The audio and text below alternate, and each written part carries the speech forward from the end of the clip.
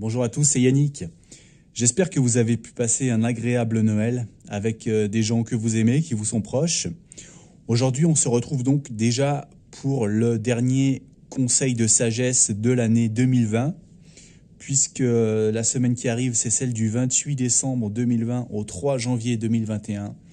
Donc, la meilleure pensée que vous puissiez avoir cette semaine, d'après le conseil de mes cartes, c'est celui-ci. On a le 3 de denier et puis on a un chevalier d'épée.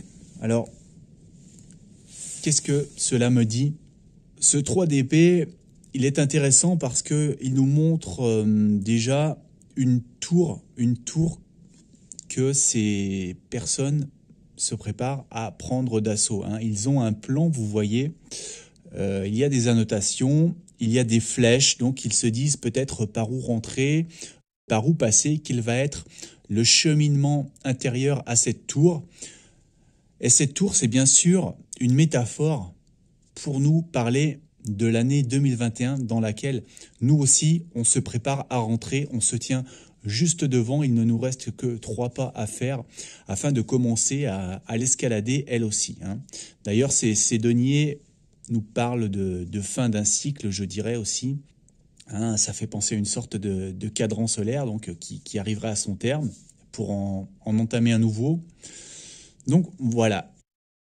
Le 3 de denier, classiquement, elle nous parle de collaboration, de travail en équipe, donc de s'associer avec d'autres personnes pour une tâche. Donc on a aussi sur cette carte ce travail en équipe, mais moi c'est principalement donc ce travail de se fixer peut-être un plan, se fixer une feuille de route pour 2021 à laquelle se tenir.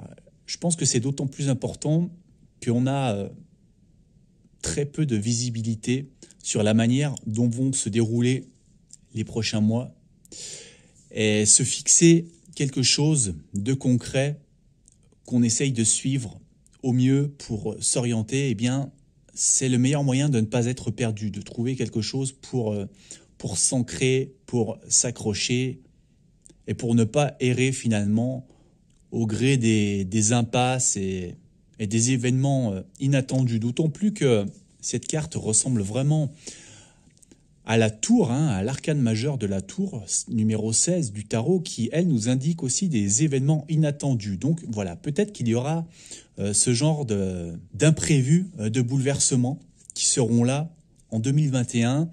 Et plutôt que d'être déstabilisé, eh bien, ayez donc votre feuille de route, vos objectifs à tenir cette année. C'est un petit peu la carte qui nous dit prenez des résolutions et puis tenez-vous-y. Et donc, en précision, on a ce chevalier d'épée. Et bien lui aussi, vous voyez qu'il se prépare à prendre d'assaut la nouvelle année. Il se lance dedans avec fougue.